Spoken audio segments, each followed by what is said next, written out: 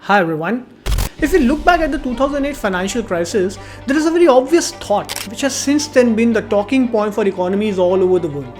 The hegemonic power of the dollar in the global financial system and its supremacy which can shake the very foundations of the world economy. This is evident from the fact that as soon as the financial crisis hit USA, all the BRICS nations were impacted by a slowdown in their GDP growth as well as a sharp decline in the unit value of exports. And not only this, in fact, even today, when USA has been witnessing sharp inflation levels, the dollar's rising is putting the currencies of the BRICS nations to free fall. Well, apart from the Russian ruble, of course.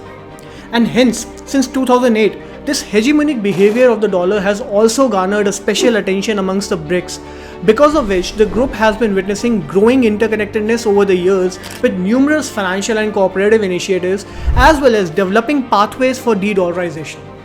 And so, in today's episode, we will break down how the initiatives taken by the BRICS nations is slowly and steadily challenging the dollar's dominant currency status, which could eventually lead to complete de-dollarization for the financial ecosystems of the world, and as a result, give a huge blow to the sanctions power and the monetary power enjoyed by the US.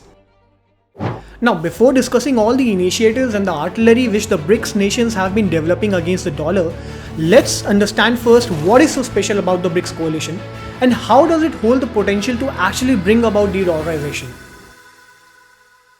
You see people, the BRICS coalition is formed of 5 fastest growing developing nations of the world, such as Brazil, Russia, India, China and South Africa. The BRICS coalition covers about 29% of the world's land area, and their growing populations and young demographic dividend constitute 42% of the world's population.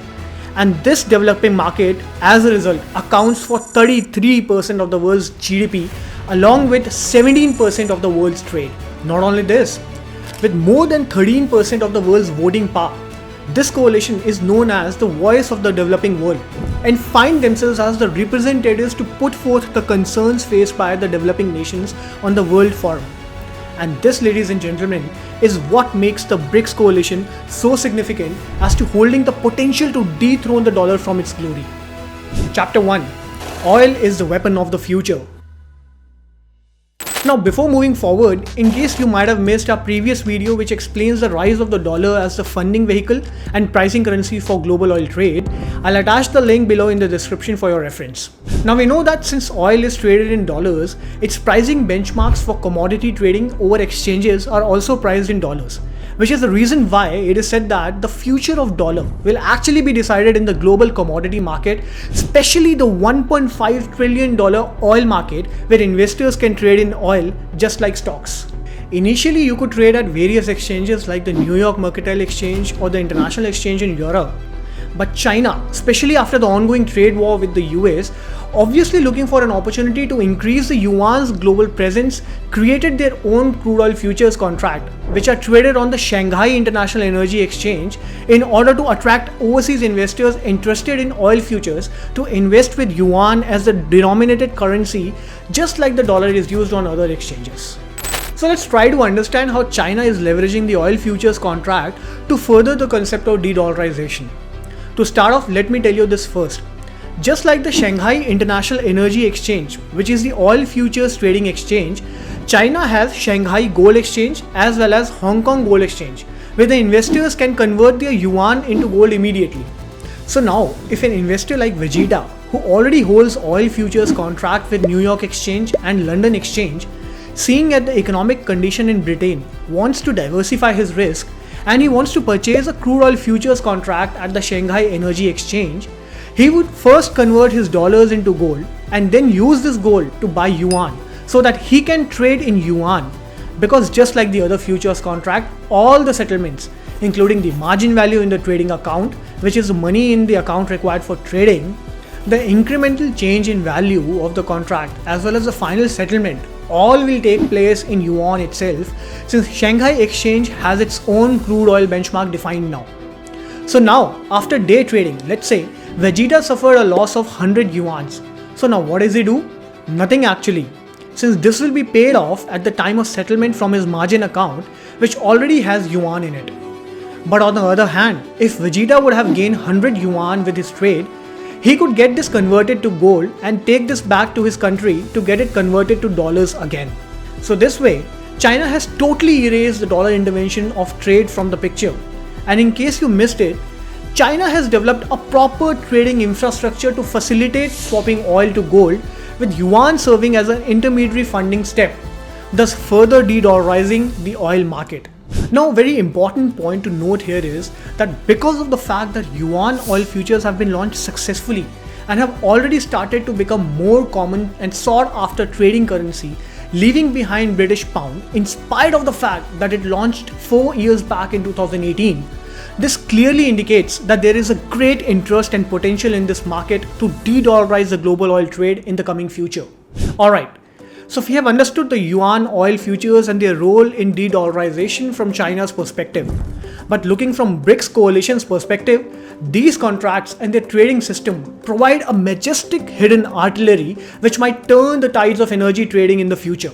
You see, people, China, Russia, South Africa and Brazil are the major gold producing nations in the world, and China and India are the world's two largest coal consumers.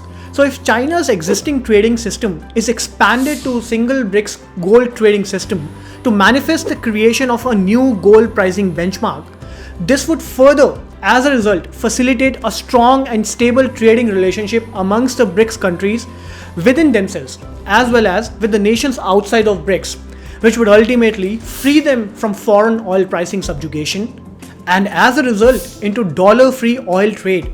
If you would have seen our last video, I'm sure you would know that the magnitude of this outcome would result in collapse of existing petrodollar system and US literally losing one of its dominant weapons. Chapter 2. The Financial Weaponry. The BRICS countries have understood the dollar-related risks following the 2008 crisis and thus set up the National Development Bank and the Contingent Reserve Arrangement, also called CRA. These bodies serve as a mini World Bank and mini IMF with the capital induction by the collaboration of the BRICS nations. The main objective of the NDB is twofold. First, since the NDB has a credit rating higher than any individual BRICS member, this makes it easier for the BRICS nations to borrow from the global capital markets at a much cheaper rate. To explain, let's say a country named Vano tomorrow wants to take a loan from global capital market and its credit rating as per the credit ratings firms is at B+ level, which is a bit risky, because of which it is getting a loan at an interest rate of 5%, which is quite high. So Vano would approach the NDB and ask NDB to get the loan on behalf of Vano, since NDB has a far higher credit rating of AAA+, along with the fact that the global markets trust NDB because of its $100 billion reserves backing induced by the BRICS nations. And thus, at the end of the day, Vano will be able to secure a loan at an interest rate of only 2% via the NDB's help, thus saving billions of dollars of interest costs. Second, the NDB also helps the BRICS nations in reducing their reliance on the dollar financing by providing loans in local currency, and that too by following the local regulations without external intrusions and hassles. The CRA is a financial body similar to the NDB, but instead of providing loans to the nations or helping them secure loans, its main objective rests with providing emergency and additional liquidity to BRICS members nations at a time of economic crisis. Apart from this, it is particularly also set up for any short-term balance of payments pressures being faced by the BRICS nations, wherein they can draw from the CRA's collective pool of $100 billion reserves using their own currencies, thereby serving as an example of increasing BRICS cooperation. The NDB and the CRA thus serve directly as a competitor to world financing bodies, which ultimately leads to the de-dollarization initiative promotion by the BRICS nations on a global scale. Apart from these two institutions, a more ambitious step towards de-dollarization is the BRICS Pay system, which is currently being developed, which will link the nations' payment systems of the BRICS member nations, thereby allowing the citizens of these countries to link their credit and debit cards to online wallets. To put it simply, it's a central bank digital currency initiative being implemented on a global scale, which will connect all BRICS nations together for retail payments and less riskier transactions. In case you have not watched the CBDC video, go check out the link in the description below. This CBDC system will serve for three major advantages. First of all, the BRICS members will be able to use their national currencies as a direct basis for external payments to each other, just like India and Russia are doing right now for the oil trade transactions. Second, this will free the member nations from the dependence on US dollar, since engagement of US banks for conversion into dollars will be eliminated, thereby reducing the dollar prominence for all the 17% of the trade which we talked about earlier, which will be huge savings on conversion as well as remittance costs.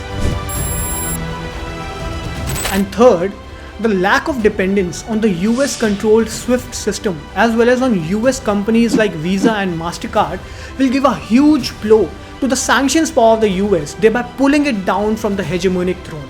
Chapter 3. The hurdles ahead.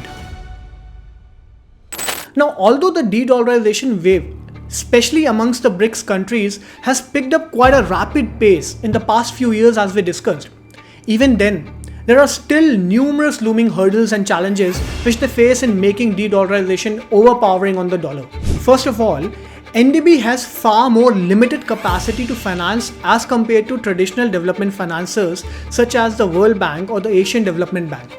And while the NDB itself has been in constant endeavor to expand the size, reserves and resources, the scope is still a constraint to potential of what the BRICS collective coalition could achieve. Secondly, complete abandonment of the US dollar is extremely unlikely for a good amount of future, since apart from China and Russia, other BRICS nations do not have the resources or the capacities to sponsor their own market infrastructure or instruments. Thus, development of every nation's very own alternative to SWIFT is a very far-fetched thought. Moreover, China is the only country amongst the BRICS nations with the market size being big enough and influential enough to launch an alternative to the oil futures contract like the yuan oil futures to deal a direct blow to the US dollar. And thirdly, the geopolitical dynamics of the BRICS member nations amongst themselves, especially that of India and China, with the Gangwon Valley face-off as an example, plus the member nations' relationships with the US such as the Indo-Pacific Treaty, paves a perilous path for the de-dollarization advocacy coalition to actually bring fruitful end results. So in a nutshell, although the BRICS-based de-dollarization pushback has been in development for quite some time now and has attained certain feats on its own, but even then, the hurdles as well as the legacy power of the dollar is too much to send away in a jiffy. Recent events like the Saudi-US tensions have further provided a boost for sure to the de-dollarization movement on a global scale. But the picture is still got time left to end, my friends. And so all we can do is wait and wait. In the meantime, if you liked the episode and found the content to be useful, kindly subscribe to the channel and drop a like below. I'll see you all in the next episode. Mindfulness signing off.